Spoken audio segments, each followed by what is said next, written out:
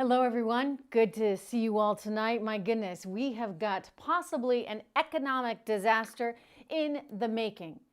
That's the reality of the situation tonight, because I'll tell you, if the Democrats are successful in getting things like the Senate, in getting things like the Oval Office, in getting things like, well, keeping the House, you can be assured that the economic success we have all been enjoying, the success of the stock market, the success of our economy, the lowering of unemployment to 8.4%. I know it's still high, but keep in mind what we've all been going through, right?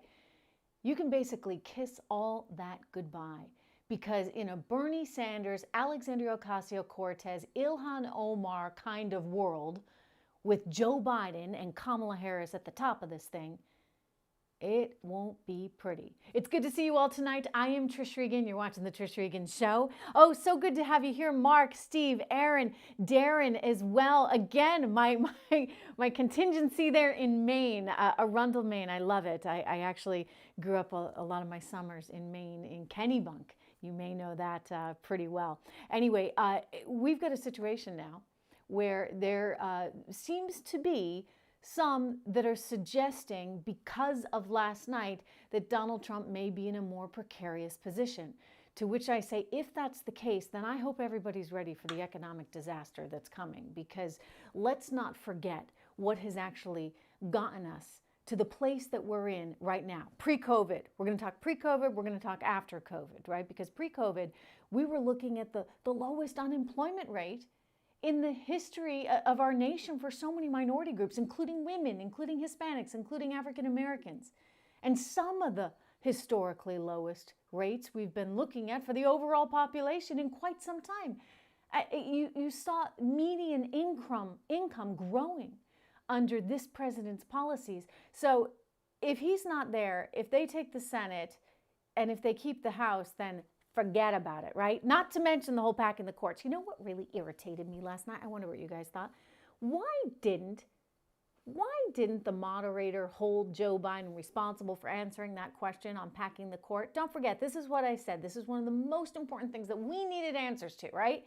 And he should have held him there to the question. He should have insisted, I need to know. What is your plan? Are you planning to pack the courts? And he let him get away with that. We saw that the moderator effectively let Joe Biden get away with a few too many of those things, including, by the way, his son and the $3.5 million it is alleged that Hunter Biden got from none other than a Russian oligarch's wife. The guy who's the former mayor of Moscow's wife is handing Hunter Biden $3.5 million per the Senate committee's report, and Joe Biden doesn't have to answer that? I'm sorry. I mean, look, it seemed as though, in some ways, Donald Trump had to debate not just Joe Biden, but the moderator as well.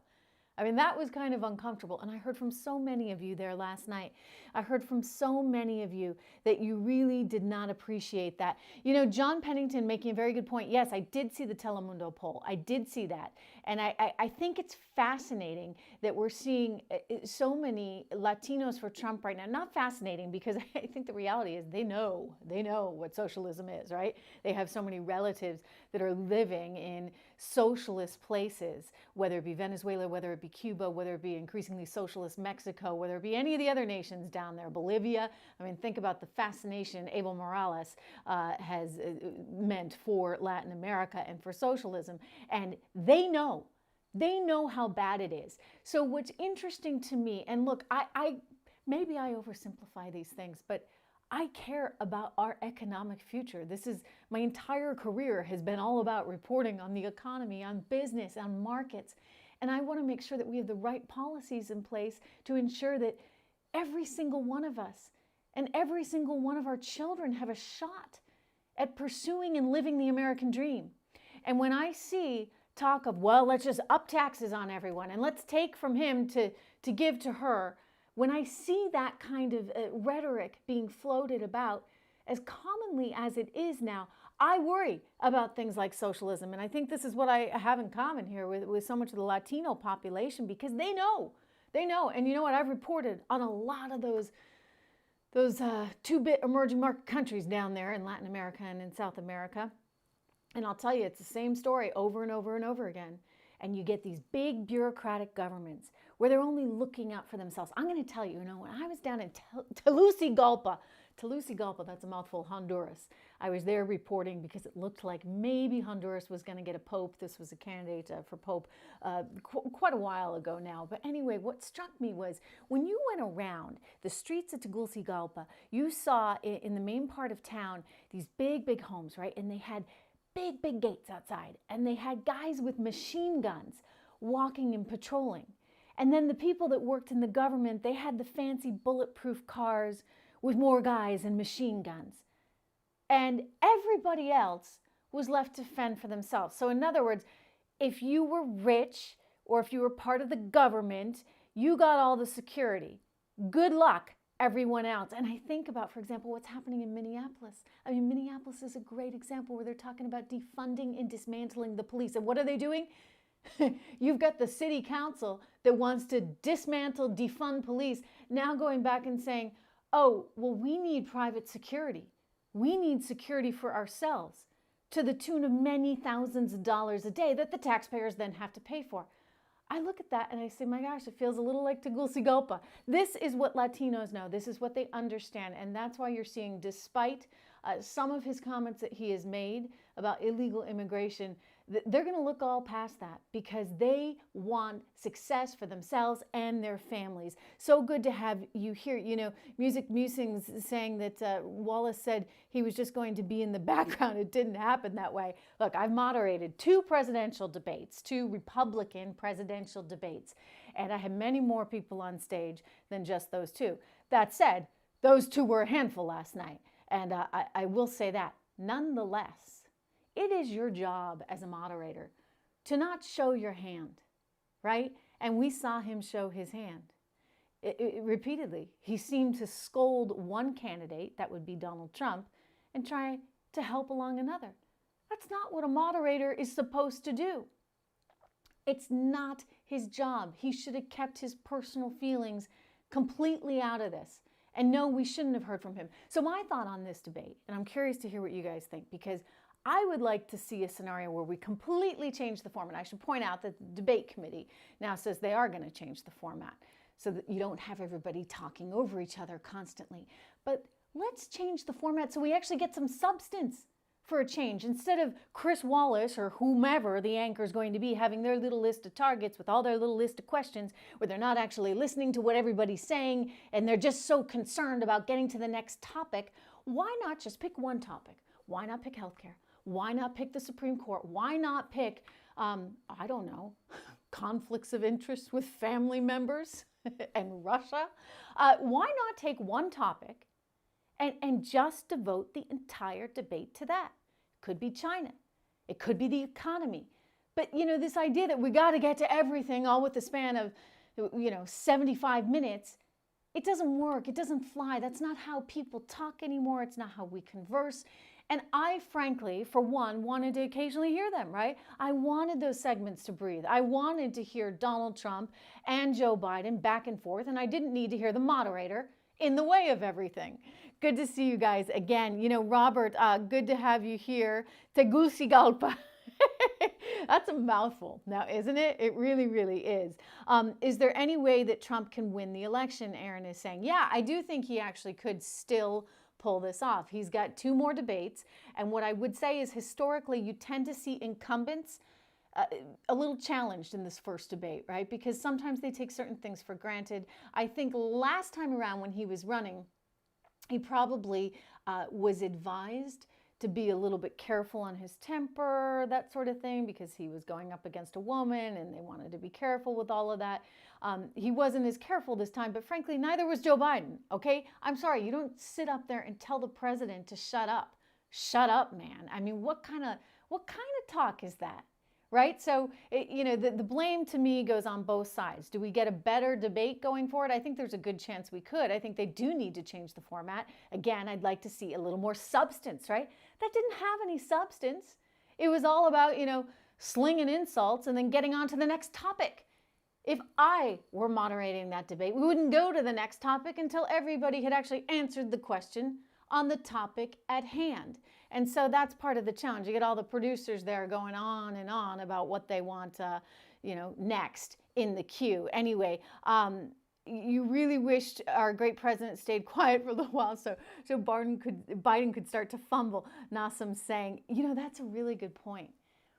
I've found sometimes in my career, some of the best answers come when you just stay quiet, right? And you're listening to what, and they go down the rabbit hole themselves. I mean, I've had some remarkable interviews just by staying quiet. They do it to themselves. And Joe Biden could have really done it to himself last night, but he was saved. He was actually saved repeatedly by Donald Trump, and he was saved, in fact, by Chris Wallace. But now I think people really need to think about, what happens next. I do think he still has a chance. I do think that a lot of Americans fundamentally will vote their pocketbooks, which is why you see the Telemundo poll as it is. I do think that people are going to consider their future, their family's future. We've been through HELL and back, right, with this whole coronavirus thing. Consider what we have done to ourselves and to our economy. And I get back to the issue of, I would really like it if our government would effectively, respect us as individuals, because I think we as individuals, we get it, right? We're going to do what we can to preserve ourselves and our family. And if you're someone that's high risk, you're probably not going to be, out and about in bars or riding a subway. And that's something that you can determine yourself. But if you're 22 years old and you need to go to work, you ought to be able to go to work. And so there's a fundamental difference. I mean, we are looking at two very different kinds of leadership scenarios.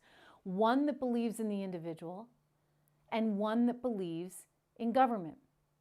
Now, I'm not anti-government. I think that there's a wonderful role for government, but we have to understand government's limitations, and government must always respect the individual. And so my concern in this sort of scenario, this is what is at stake right now, which is why it's so important that everybody do what they can to get out there and vote. And vote for your future, because your future really does depend on it. The country's future depends on it. If they are successful and they go in and they stack the Supreme Court, I don't know. I mean, that's kind of like a checkmate scenario, right? Eventually it'll swing back, and in 2 years' time, I think they lose the House. But we need to treat this very seriously right now, because you're looking at just over 30 days until this election. And we've got all kinds of stories about ballots being found in ditches, on the side of the road, on the side of the highway, and ballot harvesting allegations out there in Minneapolis and Ilhan Omar's territory. We've got to be very thoughtful about what is next right now. It's really good to have all of you guys here. I do agree with some of you. I do think that there was a chance for him to have stayed quiet, and that would have been an opportunity, right? If you would, it really would have been, because he would have sunk himself. He really would have. Meanwhile, did you see this? China calling it the epitome of U.S. chaos, the debate. China's weighing in. They must love it, right? I spoke with a wonderful scholar and expert on China the other day. You probably know him, Gordon Chang. And Gordon Chang said to me, when you see what TikTok is doing, he's just horrified by it. In fact, Gordon Chang actually said he considers it an act of war, because they are actively going out and trying to basically gin up all these concerns and get the protests going and get people very agitated against the U.S. government. So China's out there really and truly trying to do whatever it can, right? Whatever it can to influence the situation. And so we need to be mindful of that. We need to be looking out for ourselves. And I guess I'm just kind of a simple person, in that I want to see us succeed economically. And I worry that if you have a leftist government in charge, we will see more of what we saw in the past. 8 years of Obama and Biden yielded less than 2% annual growth. You want to go back to that? You want to go back to Joe Biden telling us those jobs are never coming back? Guess what? They have come back. They have come back. I couldn't believe the audacity of him to sit there last night and actually say that he and Obama handed Trump a gift when it came to this economy. No. They just screwed up what they had, right? For 8 years. We'd get a good jobs report, and what would happen? They'd say, oh, no, it's not really good. We really need to do better. They couldn't give us any sense of optimism. It was such pessimism, and we don't need more of that. We need optimism right now. We need people that believe in us as a society, as Americans, that believe in the success, right, of the American dream, that it can and should happen for everyone. We don't need people that are going around and shutting down schools. By the way, in communities where people don't have alternatives. Compton, Los Angeles, you think they have an alternative?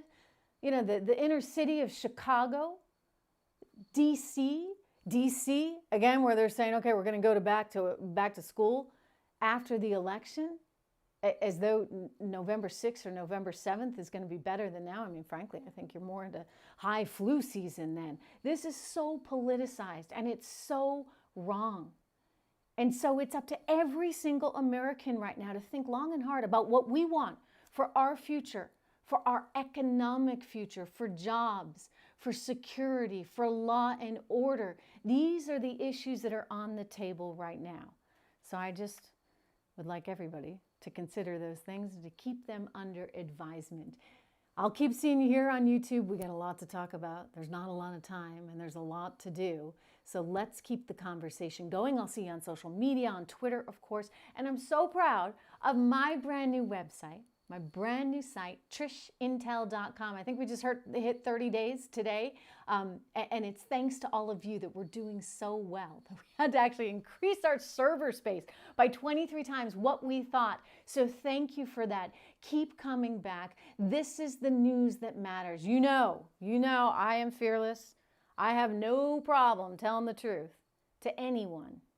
And no strings attached these days. No big institution trying to tell me what to say or what to do. It's just me and you.